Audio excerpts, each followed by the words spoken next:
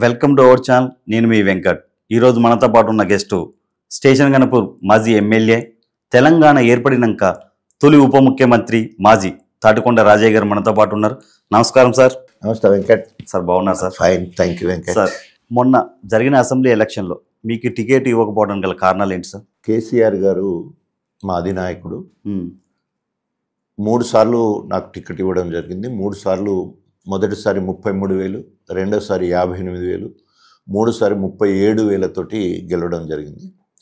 3 సార్లు నా మీద టికెట్ అడిగింది తెలంగాణ వచ్చిన తర్వాత బీఆర్ఎస్ పార్టీలో జాయిన్ అయిన కడియం శ్రేయర్ గారు. నిజంగా నాకంటే సీనియర్ నాయకుడు, నేను దాంట్లో ఏం లేదు. కానీ ఆయన పార్టీలు మార్చుకుంటూ రావడం జరిగింది, నాయకులను మార్చుకుంటూ రావడం జరిగింది. సో ఆ క్రమంలో 2014లో మా ఇద్దరికి టికెట్ అడిగినప్పుడు త్యాగాల పునాదుల మీద తెలంగాణ రాష్ట్రాన్ని సాధించాలని కేసీఆర్ గారి పిలుపుని అందుకొని 2011లో తెలంగాణ వస్తుందో రాదో తెలియదు కానీ అధికార కాంగ్రెస్ పార్టీని ఎమ్మెల్యే పదవికి రాజీనామా చేసి తెలంగాణ జెండా పట్టుకొని కేసీఆర్ చిటికనేలు పట్టుకొని కేసీఆర్తో పాటు యావత్ తెలంగాణ మొత్తం కూడా ఉద్యమంలో తిరగడం జరిగింది. ఆ రకంగా తెలంగాణ ఉద్యమంలో మాదిగళ్లలో ఆత్మస్థైర్యం నింపడానికి, మాదిగ అస్తిత్వాన్ని పెంచడానికి, మాదిగలు ముందు వరుసలో ఉండి పనిచేస్తే రేపు రాబోయే రోజుల్లో మాదిగలు ఎక్కువ లబ్ధి పొందడానికి అవకాశం ఉన్నది. తెలంగాణ మొత్తంలో అత్యధిక జనాభా గల ఏకైక కులం అన్నప్పుడు అది మాదిగ కులంగానే చెప్పాల్సి వస్తుంది. దాన్ని దృష్టిలో పెట్టుకొని అటు తెలంగాణ రాష్ట్రాన్ని సాధించినట్టు మాదిగ అస్తిత్వాన్ని కూడా కాపాడుకున్నట్టు ఉంటుందని చెప్పేసి నేను పార్టీలో చేరిన తర్వాత మరి 2011 నుండి 2014 వరకు ఉద్యమంలో పనిచేయడం జరిగింది. తర్వాత ఎలక్షన్ వచ్చినప్పుడు 2014లో కడియం శ్రేయర్ గారు మేమిద్దరం టికెట్ అడిగినప్పుడు నాకే ఇవ్వడం జరిగింది. అవును సార్. 2018లో మళ్ళీ మేమిద్దరం అడిగితే నాకే ఇవ్వడం జరిగింది. 2023 వచ్చేసే వరకు కేసీఆర్ గారిని బ్లాక్ మీద వేశారు. అంటే కేసీఆర్ చేసిన సర్వేలో మొదటి 10 స్థానాలలో, గెలిచే 10 స్థానాల్లో గణపూర్ నియోజకవర్గం ఉన్నది. అవును. సో ఆ క్రమంలో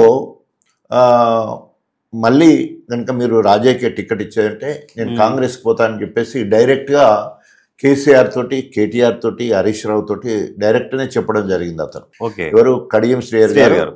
పార్టీ మారుతాను, ఎట్లాగో మీరు మళ్ళీ రాజయ్యకి ఇచ్చేది ఉంటే మేము ఇన్ని రోజులు మిమ్మల్ని నమ్ముకొని నాకు ఇస్తలేరు, 2 సార్లు ఎమ్మెల్సీ ఇచ్చిండ్రు, నన్ను డిప్యూటీ సీఎం చేసిండు, ఎంపీ చేసిన, అదంతా మర్చిపోయింది. ఆయన మర్చిపోయి నాకు ఎమ్మెల్యేనే కావాలి అని పట్టుబట్టడంతో నేను కాంగ్రెస్ పార్టీలకు పోతా అని చెప్పేసి ఆయన మాట్లాడినప్పుడు ఎలక్షన్ల సమయంలో ఒక senior leader, X deputy CM, MP, MLC, cabinet మంత్రిగా పనిచేసిన అతను పార్టీ మారితే పార్టీకి నష్టం జరుగుతుందేమో అనే ఉద్దేశంతో కేసీఆర్ గారు నన్ను పిలిచి మాట్లాడి నన్ను కన్సోల్ చేయడం జరిగింది. మీరు అప్పుడు కొంచెం ఎమోషన్ అవ్వడం కూడా జరిగింది సార్? కొంచెం 100%. ఎందుకంటే రౌండ్ ద క్లాక్ పనిచేసి, రేయింబావులు ప్రజల కోసం పనిచేసి, నియోజకవర్గమే నా దేవాలయం, ప్రజలే నా దేవుళ్ళు అని చెప్పేసి కేసీఆర్ గారు ఏలు చూపితే కొండబాకే విధంగా అనేక కార్యక్రమాలు చేస్తే ఒబీడియన్స్కి, అంటే విధేయతకు ఫలితం ఇదేనా అనే బాధలో తప్పకుండా ప్రజాస్వామ్యం రక్షింపబడాలా, ఈ బ్లాక్ మెయిల్ పార్టీకి చేయకూడదు అనే ఉద్దేశంతో మరి గణపూర్ నియోజకవర్గం ఎస్సీ నియోజకవర్గం కాబట్టి అక్కడ అంబేద్కర్ గారి విగ్రహం దగ్గర బోర్నా విలపించడం జరిగింది. అంటే వేలాది మంది టికెట్ రాదన్నప్పుడు వాళ్ళందరితో పాటు మరి ఇక తప్పదు, వాళ్ళందరూ ఏడుస్తుంటే నేను నవ్వుతూ ఉండలేను కాబట్టి నిజంగా ఏడ్చిన మాట కూడా వాస్తవం. అయితే ఆ క్రమంలో కేసీఆర్ గారు పిలిచి నీకు రైతు బంధు సమితి చైర్మన్ వెంటనే జీవో ఇచ్చేస్తాం అంటే ఇప్పుడే. సో తర్వాత రేపు మళ్ళీ మనమే అధికారంలోకి వస్తాం, ఎమ్మెల్సీ ఇచ్చి మంత్రి చేస్తానికి అవకాశం ఉంది, లేదు కంటెస్ట్ చేస్తానంటే ఎంపీ ఇస్తామని కూడా చెప్పడం జరిగింది.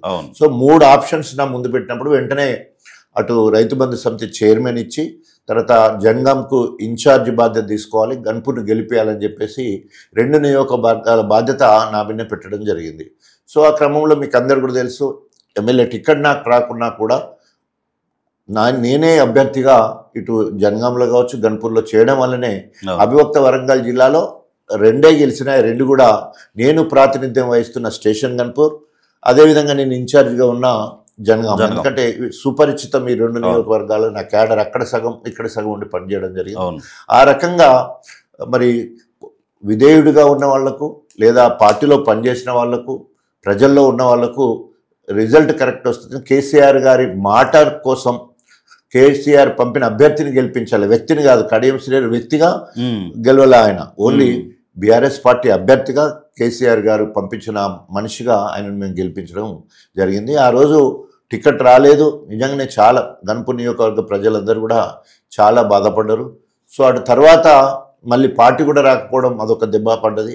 సో దాని తర్వాత మళ్ళీ ఇప్పటి వరకు వచ్చినప్పుడు మళ్ళీ కష్టపడి కార్యకర్తలు, బీఆర్ఎస్ కార్యకర్తలు, తర్వాత తెలంగాణ ఉద్యమకారులు, వాదులు, అభిమానులు అందరూ కలిసి కడియం శ్రీహరిని బీఆర్ఎస్ పార్టీ నుండి గెలిపిస్తే ఆయన వ్యక్తిగత ప్రయోజనాల కోసం, తన బిడ్డకు ఎంపీ టికెట్ కావడం కోసం మరొక్కసారి, మొదటిసారే బ్లాక్మెయిల్ చేసినట్టే రెండోసారి బ్లాక్మెయిల్ చేసి మళ్ళీ బిడ్డకు ఎంపీ టికెట్, తర్వాత పార్టీ ఫండ్ ఇచ్చినాక మలగబెట్టిపోవడం, పార్టీకి ద్రోహం చేసిపోయిండు.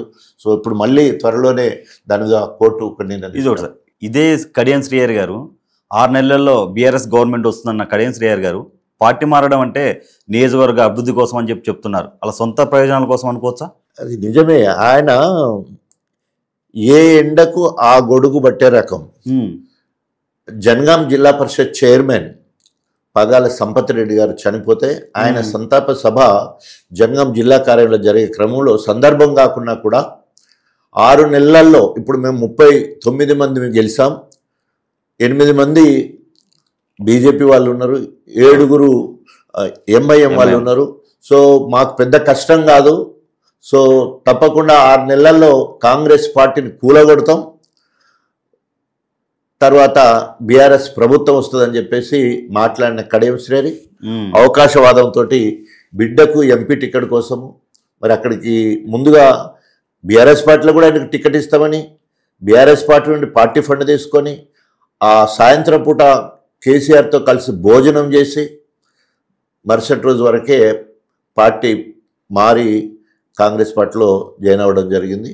నిజంగా ఇంత నమ్మక ద్రోహం ఉంటుందా అని చెప్పేసి ఇవాళ ఒక గణపురం నియోజకవర్గం కాదు, ఒక జనగాం జిల్లా, వరంగల్ జిల్లా కాదు, యావత్ తెలంగాణ మొత్తం కూడా నమ్మక ద్రోహి అని ముద్రేసుకొని ఈ వయసులో ఇది అవసరమా? 73-74 ఏళ్ళ వయసులో చరిత్రహీనుడయ్యే పరిస్థితి అయింది కదా.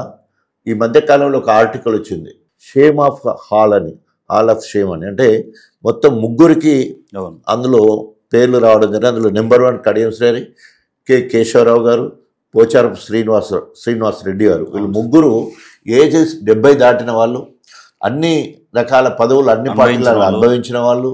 సో వాళ్ళు 3 పోవడంతో it's a hall of shame అని చెప్పేసి ఒక ఆర్టికల్ కూడా రావడం జరిగింది. అట్లా చరిత్రహీనుడు కడియం శ్రీహరి అయ్యారు. ఈ మధ్యకాలంలో ఒక ఆర్టికల్ వచ్చింది, షేమ్ ఆఫ్ హాల్ అని, హాల్ ఆఫ్ షేమ్ అని. అంటే మొత్తం 3 అందులో పేర్లు రావడం జరిగింది. అందులో నెంబర్ 1 కడియం శ్రీహరి, కె కేశవరావు గారు, పోచారపు శ్రీనివాస్ రెడ్డి గారు. వీళ్ళు 3 ఏజెస్ 70 దాటిన వాళ్ళు, అన్ని రకాల పదవులు అన్ని పార్టీలలో అనుభవించిన వాళ్ళు. సో వాళ్ళు 3 పోవడంతో it's a hall of shame అని చెప్పేసి ఒక ఆర్టికల్ కూడా రావడం జరిగింది. అట్లా చరిత్రహీనుడు కడియం శ్రీహరి అయ్యారు.